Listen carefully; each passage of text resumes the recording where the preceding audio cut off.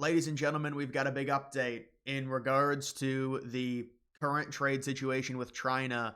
Now it's come out Trump is ready to negotiate with China. The Chinese are trying to keep some semblance of dignity when it comes to this. It seems like Trump is squeezing China and forcing the rest of the world against the Chinese. There was a report that the EU was potentially going to work with China to maybe remove some tariffs and have their own separate trade deal, which you could argue would potentially go against Trump's plan. But the overall picture, as we know, China is extremely reliant on the United States and our consumer base. They've built their economy and their entire manufacturing surplus and superpower off of the fact that they're very reliant on how wealthy we are and the amount of stuff that we buy from them. And so Trump is really cutting them out at the knees, and a renegotiated trade deal would most certainly not only be in regards to the tariff situation. As we know now, Trump has around 145% tariffs on China. China has upped their tariffs on the United States to 125%. They said they're done. I think the United States is probably done. And now comes the potential negotiation, which could be a little bit of a drawn out process, because I would imagine there's some serious complexity to the new trade deal, especially when it comes to the Chinese ripping off our ideas and then reproducing and mass producing similar cheaper products to undercut our prices. There's a lot of things that have to be taken into account when it comes to renegotiation and China playing fair. And so Trump is trying to reset the entire market when it comes to global trade, and especially trade with China, because of the $3 billion deficit that we have with the Chinese. Whether or not that can be eliminated fully, it's interesting. You take a look at something like the iPhone. There's been a lot of fear-mongering about it. You had liberals first say, well, if we produced iPhones in the United States, if Apple did, it would cost around $30,000. Then they revised it to $3,500, so $3,500. But now they're saying, well, no, because of the margins that Apple has, it might only be, $1,600, $1,500, maybe a $200 price hike initially, and then it'll go back down, because it's, believe it or not, very cheap to produce in terms of the labor that's needed for the iPhone. It just comes to having the adequate number of factories to be able to mass produce the iPhones in the United States. So there could be some upfront costs, but I think there's a lot of fear mongering when it comes to producing things in the United States, depending on what sector, because there are certain things that we just cannot get from the US that we would be fine with doing trade with different countries with. And Trump has certainly made that known. That's why he's renegotiating with a lot of these countries. Another reason is because of the Treasury situation that happened, which was basically a death indicator, to where we saw what was happening with the stock market. It was going way down, and then the Treasuries shot way up. And so that was a big problem. And so he said, you know what, we're going to renegotiate with all of these countries. We're going to bring the global tariff down to a 10% rate outside of China and outside of Canada and Mexico, because of the amount of trade we do with China, Canada, and Mexico. Canada and Mexico will get a renegotiated trade agreement. Whether or not that comes before or after the Canadian election, they're talking about maybe doing it before. I've thought it would probably make the most sense to wait on that and then do it after, because we don't know who's going to be in power in Canada. And if Carney negotiates and then Poilievre wins, you could be looking at that trade deal running into some issues after the Canadian election, depending on who gets the majority of seats in their parliament. But this is just to show you, you can see India agrees to negotiate a new trade deal. I'll talk about this at the end of the video, talking about daylight savings time. The administration had talked about this right after Trump won. It was like something that was discussed when Trump was president-elect in December. And Trump would want daylight savings time to be permanent, which means it would be light out later, especially during the winter. And the trade-off would be it would be very dark in the morning, like when kids go to the bus stop. And so they asked Trump about this like a month ago, and he said, you know what, it's like a 50-50 issue, because it is. I know most people, if you're just a normal person, you think, well, if it gets dark out at 5 o'clock, that's dumb. We want it to have more light at night, especially during the winter. People get seasonal depression, all this stuff. Well, you could make it at 6 o'clock if you implemented the daylight savings time permanently and took away standard time completely, because during the winter, we operate on standard time. During the summer, that's daylight savings time. When you look at the clock change, they changed the clocks to daylight savings time in the spring, and then that goes through November. And then in November, it becomes back to standard time. But they're trying to make it to where you're going to get more light at night. But it's going to be really dark till like 9 a.m., 9:30 in the morning. So there's trade-offs to it. But I think that's probably what most people want. Trump talks about the amount of costs. I mean, it's like 1.3 billion in total overall costs in terms of the time change because there's logistical problems with it. And when you're talking about sleep pattern disturbance, that's another thing that does happen to a select number of people. But that's something that I think Trump probably wants to do because Trump is focusing on full optimization within the U.S. government. So there's no stone that's not going to be unturned. And most people want it to be light out later.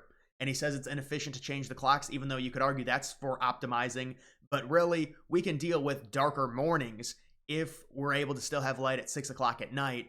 Especially you talk about the places in like the far eastern side of the time zones, like the far eastern side of Eastern Standard Time, like Boston, it gets dark at like 4:30, 4:45.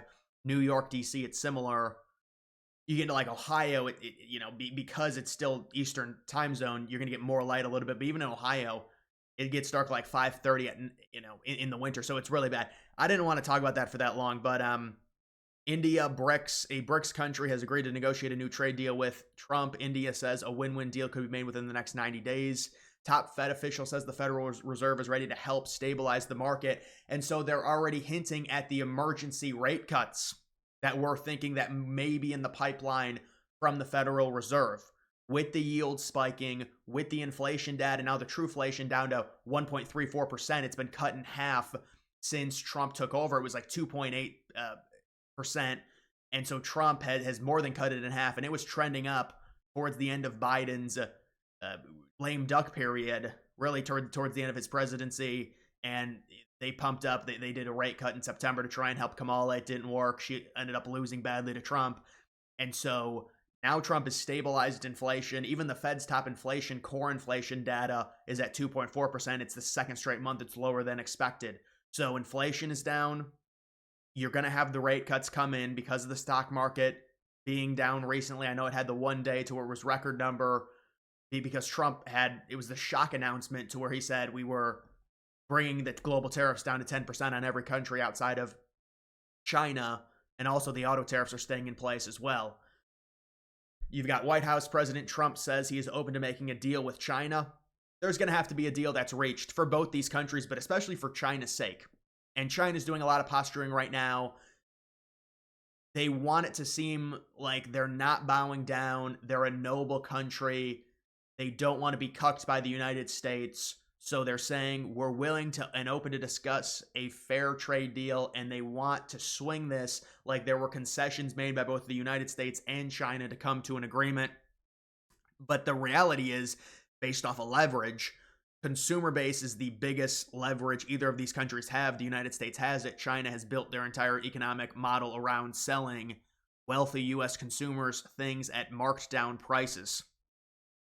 And I'm not saying we have the ability right now in terms of our manufacturing to produce what China has produced, so that's where their leverage would come into play, because it would also hurt the United States to a degree, because this is just how it is. You're not going to be able to detach yourself from China when you have a $300 billion trade deficit within the span of 2 or 3 years. You're just not going to. You'd have to build up over the span of many years and wean yourself off of the Chinese dependence. That's why Trump is renegotiating with them. He's not shutting them out. There will be a renegotiation. There still will be trade with China, but the trade will be neutered to a degree that Trump likes, and it's a wean-off period to where you slowly but surely stop the reliance on China and start producing more things. And through the capitalist competitiveness model, we will be able to produce things in the United States and have them at similar prices that China has, because of innovation and AI robot technology that's now being created, to where we will be able to produce things for extremely cheap in the United States as well. So that's all in the pipeline. Like a random liberal. Is it worth it to upend the global economy for HVAC jobs? Well, no, and this is the problem with liberals. They get these talking points. It's just like yesterday when they came out and they said, well, listen, this is what happens. They'll get the talking points. They'll get the emails. This is what you have to say. That's why Hillary tweeted it. That's why all the big liberal accounts tweet it. The SAVE Act is about eliminating married women's right to vote because they said if you change your last name, like women do when they get married, then you're not going to be able to vote. It's total crap, but they have to say it because can't argue against voter ID because everyone has voter ID. Every developed first world country, all the liberal European countries have it. They have to make stuff up. But then you get something like this. Oh, is it really worth it? Well, you understand what happened to where Trump is forcing these interest rates to be lowered pretty much immediately. And now they're already talking about doing emergency rate cuts, which will stimulate the economy a lot quicker. And now we're talking about refinancing $6 trillion or $9 trillion at a 2% interest rate rather than a 4% interest rate. This is historic stuff that Trump's doing in the span of like a month. And this lady's like, oh, it's going to upend the economy. Well, yeah, Trump needed the rates down. This was his golden goose to do it. Now the Fed is blinking. They're saying we're probably going to have emergency rate cuts. They're in the pipeline. They're coming. This lady's like, oh, it upended the economy. So do we want to have a jousting session with Powell for 2.5 years about potentially lowering a rate when inflation is still at 2.5 or like 2.8, 2.9%, 3.3%? No, now the trueflation is 1.34, the core inflation metric, which is what the Fed uses at 2.4. So Trump has expedited this situation to kickstart the economy and have an amazing year 2, year 3, year 4. Even, I mean, we're barely into year 1 of Trump's second term. And he's already done all of this to where the bedrock is being laid for the economic success within this administration. But when you lay foundation, when you lay concrete, it's really wet. You can't step in it. This is when it's wet right now. The concrete is wet. You have to let the concrete dry. And once it dries, you put a beautiful finish on it. That's year 2, year 3, year 4. This lady's worried about, yes, it was going to upend. There was going to be a problem within the economy. The only reason Trump had to, I mean, they say it's part of the plan, and it could have been part of Trump's plan. We don't know. But, you know, when the yield spiked, which, by the way, devalues when currencies sell their treasuries, when other countries sell their treasuries, they do devalue their own currency when they do it. That's why we see everyone talks about the yuan versus the dollar, and the dollar is so strong, and it's got such a dominance over it because China sold all of their treasuries. And so that spikes the 10-year treasury yield. And Trump was like, listen, we can't have that because now we've got a death indicator. And that's when his advisors told him, you need to cut this down. But the point of it is it's not just based off of one thing. Oh, you just ruined the economy over bringing some jobs back. But this is a reset of everything. It's a complete reset. So it's important to understand that. But, you know, with these people, they just get, like, a recession in 2025. I'm not going to gaslight people about a recession. There are positives to a recession. There are certainly positives. Whether or not we'll have a recession, I don't know. I mean, what is it? The 25th is when the actual numbers come out on the GDP growth in Q1. So we'll have to see what that ends up being. If it is negative, there's going to be a lot of people because Q2 started off the way it did with the stock market turmoil. There's going to people say, oh, it's going to be a recession. So we'll see. You know, the economic indicators is what we look at. And when we get lower inflation, when we get the Fed cut rates, you can see Fed decision. They're going to have the meeting in May, early May, mid-June. They're already saying, well, this one says, oh, there's going to be no change in June. They're saying there's going to be a decrease, but they're also talking about an emergency cut, which is when the real big cuts happen, when they do the emergency cuts. So that's potentially going to be happening, and that's what I'm really looking forward to. And then, like, they put out these things like the 10-year treasury yield. You know, this is a metric. They're obsessed with it because it's the only thing that would go against the economy right now and the success that we're seeing. And it's like, oh, the stock market's down. Yeah, because we're trying to manipulate other metrics within the market to lay the foundation. Like, you put gravel down. We don't want to put gravel down. We want a fully paved driveway. We don't want a driveway that's half gravel and we're just constantly arguing with the Fed and bitching about reducing these rates when we've got inflation at 2.8, 2.9%, and the trueflation, which is more volatile, is at like 3%. No, we've gotten it down. I mean, we've laid the concrete. The concrete is drying. It takes time for the concrete to dry. This is what Trump is doing. People don't, I mean, it's just like, a lot of them know it, but they're trying to play dumb. They just don't realize This is the 3D 40, 5D 60 stuff that Trump does. It's over everyone's heads, but you can understand it when you really look at all the metrics within the economy and what Trump took over. When you're talking about inflation going up, high interest rates, yeah, you're going to have to do things to manipulate. You talk about the reliance on China. That's a bigger picture thing that really started back in 2000 when we started doing a ton of trade with them. But US-China trade deal before June, 64% chance. Well, yes. I mean, you've got April, you've got May to negotiate. Will Trump lower tariffs on China in April? It's possible. I mean, it depends what gets negotiated, what doesn't get negotiated. And then I also think, where's the other one that I want to see? You've got, will Trump acquire Greenland? 9% chance in 2020. In 2025, I don't think it's going to happen in 2025. It could, but there's going to have to be a lot of groundwork that's done by the administration to be able to convince those people in 2025. How many Fed cut rates will there be? I mean, you've got 3 or 4 Fed cut rates possibly in the pipeline in 2025, which is really what we want to see. And so, yeah, I don't know where the one, when it comes to like the countries eliminating the tariffs, I guess that's not on here. Or maybe it is, I'm not seeing it. But either way, guys, just the point of it is China knows they have to negotiate with Trump. Trump is open to negotiating with China. China is going to swing this as a win for them, where both countries make concessions, but it's going to be a much bigger win for the United States when it comes to stopping the silliness on the situation with the Chinese in terms of them undercutting us and screwing us. And we can do this, and we can really have leverage in terms of negotiating this new trade deal because of our consumer base. And that's how it was always going to go. And that is why we see all these countries trying to negotiate with the United States. They're not looking for other avenues. You could say the EU is looking for another avenue, but they still want to negotiate with the United States. They want all tariffs removed, whether it's the EU tariffs on the United States, whether it's the United States tariffs on the EU. They're going to have to remove their VATs. They're going to have to remove some other things, like some certain regulations that are on American products that are unfair, that I'm sure Trump has looked at and he's talked about. And so all of this is going to have to be negotiated. I'm not sure what's going to happen with the negotiations in terms of, does Trump want to keep any tariffs on these countries even after renegotiations? Will he bring the tariffs down to 5%? Will they just be eliminated completely? I don't know. That's all going to be solved through negotiations. And then when it comes to the amount of money that these tariffs are going to generate, it's going to be lower than they initially said, obviously, because Trump has already brought the tariffs down after like a week of introducing them. So it's not going to be 600 billion or 700 billion like they said.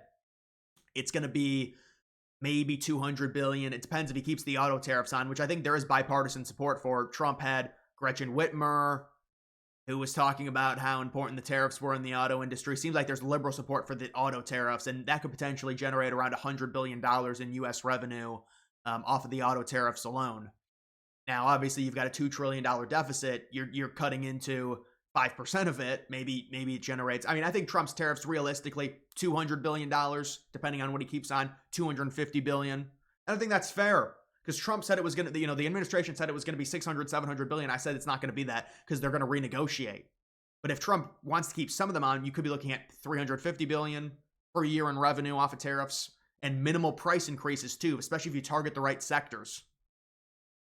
So we'll have to see what Trump ends up doing. And if you're able to generate an extra $350 billion, that is serious for the economy. Absolutely. Especially if you can balance it in sectors to where you know that we can produce things for similar prices. Because a lot of these things are marked up significantly in the United States. You might have to bring their margins in a little bit, which could hurt certain companies' stock.